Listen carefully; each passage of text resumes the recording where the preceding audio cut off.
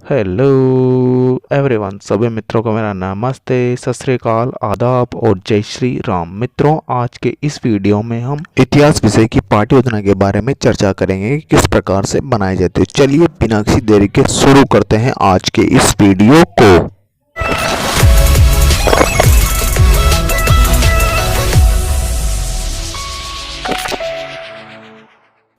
मित्रों, सबसे पहले जो आपकी दैनिक पाठ्य योजना डायरी है उसके ऊपर आपको पाठ्य योजना का क्रमांक लगा लेना, जो भी आपकी पाठ्य योजना का क्रमांक है। उसके पश्चात में आपका जिस विद्यालय में बीएड या बीएसटीसी का या प्रशिक्षण प्रोग्राम आप जिस विद्यालय में पूरा कर रहे हैं उस विद्यालय का आपको नाम लिख देना है। और जिस कक्षा की आप पाठ्य योजना तैयार करते हैं वो कक्षा, तो कक्षा 6 की आज अपन पाठ्य योजना तैयार करें तो कक्षा 6 हो जाएगी। और जिस दिनांक को तैयार करें वो दिनांक, और जिस कालांश में आप पाठ्य योजना तैयार कर रहे हैं, आप पाठ्य योजना पढ़ाने के लिए जा रहे हैं, वो कालांश आप लगा दी। समय अवधि जाएगी आपकी 40 मिनट। मित्रों, आज का जो अपना विषय है वो है इतिहास विषय। इतिहास विषय के अंदर आज अपन पाठ्य योजना तैयार करेंगे और इसके अंदर जो आज का जो अपना प्रकरण है वो है पाषाण काल। पाषाण काल प्रकरण के ऊपर पाठ्य योजना किस प्रकार से बनाई जाती है इसके ऊपर संपूर्ण रूप से विस्तार पूर्वक चर्चा करेंगे। नेक्स्ट हेडिंग आती है इसके पश्चात में आपके शिक्षण के उद्देश्य। शिक्षण के उद्देश्य बताने से पहले मित्रों, अब तक आपने हमारे चैनल को सब्सक्राइब नहीं किया तो प्लीज़ चैनल को सब्सक्राइब कर लीजिए और जो घंटे वाला आइकन है उसको ऑन कर लीजिए ताकि आपको वीडियो सबसे पहले देखने को मिल सके। मित्रों, सब्सक्रिप्शन का कोई भी चार्जेस नहीं है, ये फ्री ऑफ कॉस्ट है। प्लीज़ चैनल को जरूर सब्सक्राइब करें, वीडियो को लाइक जरूर करें। नेक्स्ट हेडिंग लगा लीजिए आप इसके बाद शिक्षण के उद्देश्य। तो इसके अंदर आपको 2 कॉलम बनाना है, शिक्षण के उद्देश्य और अपेक्षित व्यवहारगत परिवर्तन। शिक्षण के उद्देश्य तात्पर्य है कि छात्र अध्यापक और शिक्षक द्वारा जब बच्चों को शिक्षण करवाया जाता है तो शिक्षण से बच्चों के अंदर क्या परिवर्तन आएगा वो शिक्षण के उद्देश्य हो जाएंगे। तो पहला है ज्ञानात्मक, द्वितीय अवबोध, तृतीय है ज्ञानोपयोग। इस प्रकार से आपको जो तीनों शिक्षण के उद्देश्य इनसे संबंधित जो मैंने आपको अपेक्षित व्यवहारगत परिवर्तन है इनको भी लिख लीजिए ध्यानपूर्वक। ये लिखने के पश्चात में जो मित्रों आपका जो नेक्स्ट शिक्षण का उद्देश्य हो जाएगा चतुर्थ नंबर का, वो है कौशल। तो कौशल से संबंधित देखिए मैंने आपको अपेक्षित व्यवहारगत परिवर्तन लिखा रखे हैं, तो अपेक्षित व्यवहारगत परिवर्तन लिख लीजिए। विद्यार्थी पाषाण काल से संबंधित तथ्यों से 4 संबंधित आप प्रदर्शित कर सकेंगे।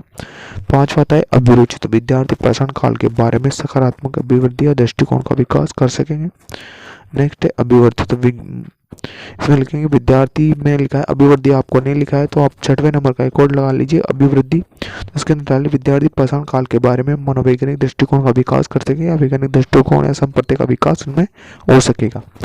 नेक्स्ट हेडिंग आपकी शिक्षण सहायक सामग्री। शिक्षण सहायक सामग्री तात्पर्य कि छात्र अध्यापक और शिक्षक द्वारा जब बच्चों को शिक्षण करवाया जाता है तो शिक्षण कराते समय जो सामग्री उनके शिक्षण में सहायता प्रदान करती है वो सारी सामग्री शिक्षण सहायक सामग्री कहलाती है। जैसे चौक हो गया, डस्टर हो गया, श्याम पट हो गया इत्यादि सारी सामग्री इसके अंतर्गत आ जाएगी। नेक्स्ट हेडिंग निकल के आती है यहाँ से पूर्व ज्ञान। हेडिंग लगा लीजिए पूर्व ज्ञान। पूर्व ज्ञान हेडिंग लगाने के पश्चात में इसमें लिखेंगे आप विद्यार्थियों आज हम पाषाण काल के बारे में, या पूर्व ज्ञान लिखेंगे विद्यार्थी पाषाण काल के बारे में पूर्व में सामान्य जानकारी रखते हैं तो हो जाएगा पूर्व ज्ञान।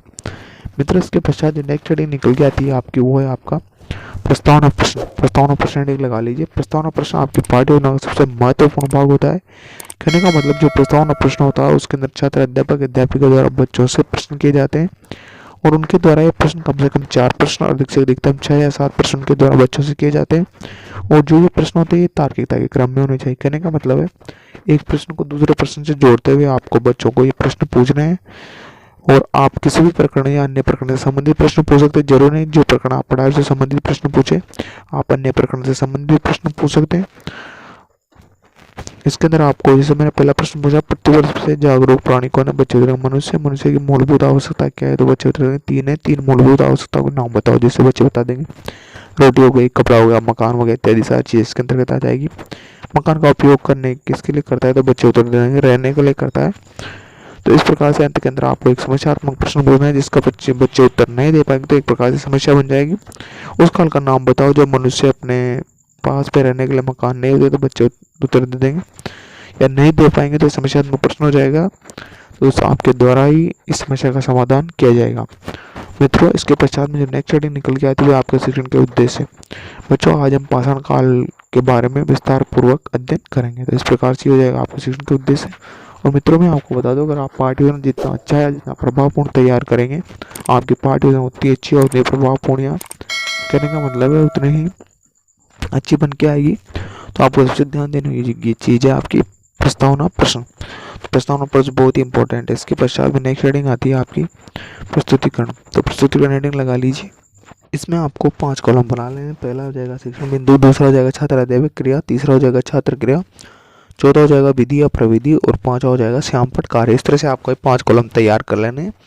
पांचों कॉलम तैयार करने के पश्चात में जो आपका शिक्षण बिंदु वाला कॉलम है उसके अंदर आपको पहला शिक्षण बिंदु लिखना है मानव में परिवर्तन। इस शिक्षण बिंदु के अंतर्गत देखिए मैंने आपको छात्राध्यापक कथन लिखा रखा है, तो छात्राध्यापक कथन को आप ध्यानपूर्वक लिख लीजिए।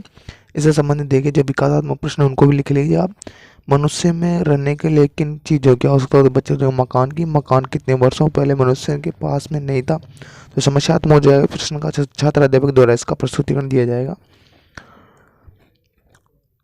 गर्मी बारिश से सुरक्षा प्रदान करता है या गर्मी बारिश से इसमें रहकर हम सभी कार्यों को भली भांति से कर रहे थे, किंतु लगभग 2 करोड़ वर्ष पहले एक समय ऐसा भी था जब मनुष्य घर बनाना भी नहीं जानता था। तो ये हो जाएगा छात्राध्यापक द्वारा गया प्रस्तुतिकरण। विद्यार्थी क्रम में आप लिखेंगे, विद्यार्थी ध्यानपूर्वक सुनेंगे, अपनी महत्वपूर्ण बातों को अपनी पाठ्य पुस्तिका में नोट करेंगे। और जो मैंने आपको छात्राध्यापक कथन में लिखा है उसमें से आप महत्वपूर्ण बिंदुओं को छांट लीजिए और ब्लैक चार्ट लगा के जो श्यामपट्ट कार्य है उसको परिपूर्ण आप कर लीजिए। द्वितीय जो आपका शिक्षण बिंदु आता है वो पाषाण काल के भाग। पाषाण काल के जो भाग है उस शिक्षण बिंदु के अंतर्गत देखिए मैंने उससे पहले आपको बहुत प्रश्न लिखा रहे थे, बहुत प्रश्नों को आप लिख लीजिए। मित्रों जो बहुत प्रश्न होते हैं वो छात्र अध्यापक द्वारा पूछे जाते हैं और इसलिए पूछे जाते हैं ताकि उसने जो पाठ या जो विषय वस्तु बच्चों को पढ़ाई जा रही है उसमें बच्चों का ध्यान एकाग्रचित होकर लगा रहे या उनका ध्यान भंग नहीं हो। इस वजह से ये बहुत प्रश्न छात्र अध्यापकों द्वारा बच्चों से पूछे जाते हैं और आप भी को भी ये बहुत प्रश्न पूछ लें ताकि बच्चे का ध्यान लगाए गए पाठ में आप जो पाठ पढ़ा रहे हो उसके अंदर लगा रहे हैं। तो द्वितीय जो आपका शिक्षण बिंदु आता है वो पाषाण काल के भाग। तो इसी शिक्षण बिंदु के अंतर्गत छात्र अध्यापक कथन लिख लीजिए आप। इसके अंतर्गत पाषाण काल के 3 भाग होते हैं, पहला है पूरा पाषाण काल, मध्य पाषाण काल और नव पाषाण काल। तो पूरा पाषाण काल पहले खुले आकाश के नीचे रहता था क्योंकि कहाँ उन्हें शिकार आसानी से मिल जाता था। तो इस प्रकार से इससे संबंधित देखिए मैंने विद्यार्थी क्रम में आप लिखे, विद्यार्थी ध्यानपूर्वक सुनेंगे। विधि हो जाएगी व्याख्यान विधि और श्यामपट्ट कार्य को आप परिपूर्ण कर लीजिए। तृतीय जो शिक्षण बिंदु आता है वो है नवपाषाण काल। तो नवपाषाण शिक्षण बिंदु से संबंधित देखिए मैंने छात्र अध्यापक कथन लिखा है, इसमें लिखे आप पुरातत्वों का ये कहना है कि मानव ने जब अपनी भली भांति खेती करना आरंभ कर दिया था तो नवपाषाण काल का मनुष्य को औजार नुकीले प्रश्न खेती के साथ साथ जंतुओं तथा उसमें का उपयोग शुरू कर दिया था। इस कारण युग को ताम्रपाषाण काल भी कहा गया। इस प्रकार से इसके संबंधित जो मैंने आपको बहुत प्रश्न लिखा है इन बहुत प्रश्नों को ध्यानपूर्वक लिख लीजिए। बहुत प्रश्न हो जाएंगे आपके सारे। बहुत प्रश्न के बारे में मैंने पहले बताया था किसके द्वारा पूछा जाता है और क्यों पूछा जाता है। विद्यार्थी गृह में आप लिख लीजिए, विद्यार्थी ध्यानपूर्वक सुनेंगे और पाठ्य पुस्तक के अंदर नोट करेंगे। विधि हो जाएगी आपकी व्याख्यान विधि और प्रश्नोत्तरी विधि और जो श्यामपट्ट कार्य हो श्यामपट्ट कार्य को आप परिपूर्ण कर लीजिए ब्लैक चार्ट लगा के। जीवन छात्र अध्यापक कथन लिखा है उसमें महत्वपूर्ण बिंदुओं को आप लिख लीजिए। मित्रों उसके पश्चात में जो आपकी नेक्स्ट स्टडी निकल के आती है वो है मूल्यांकन प्रश्न। जो मूल्यांकन प्रश्न होते हैं उसके बारे में आपको बता दो। जो मूल्यांकन प्रश्न होते हैं वो छात्र अध्यापक द्वारा पूछे जाते हैं और इसलिए पूछा जाता है कि उसने जो विषय वस्तु या जो प्रकरण या जो पाठ बच्चों को पढ़ाया है बच्चों ने सीखा है अथवा नहीं सीखा है, कितना सीखा है, इस बात की प्रतिपुष्टि या फीडबैक लेने के लिए छात्र अध्यापक द्वारा मूल्यांकन प्रश्न किए जाते हैं। और ये मूल्यांकन प्रश्न के द्वारा किसी भी प्रकार के तैयार किए जा सकते हैं। लघुत्रात्मक, अतिलघुत्रात्मक, निबंधात्मक, बहुविकल्पात्मक किसी प्रकार के प्रश्न तैयार किए जा सकते हैं। उनका एकमात्र उद्देश्य बच्चों का मूल्यांकन करना। अंत के अंदर आपको बच्चों को गृह कार्य देना है। गृह कार्य ऐसा देना है जिस गृह कार्य को या करने का मतलब है जिस कठिनाई के स्तर से आपने अध्यापन कार्य करवाए उस कठिनाई के स्तर को ध्यान में रखते हुए आप बच्चों को गृह कार्य देता है कि बच्चे घर पे जाकर आसानी से उसको कर सके। आशा करता हूँ कि आपको वीडियो अच्छा लगा होगा, तो प्लीज़ वीडियो को लाइक करें, शेयर करें। Thanks for watching.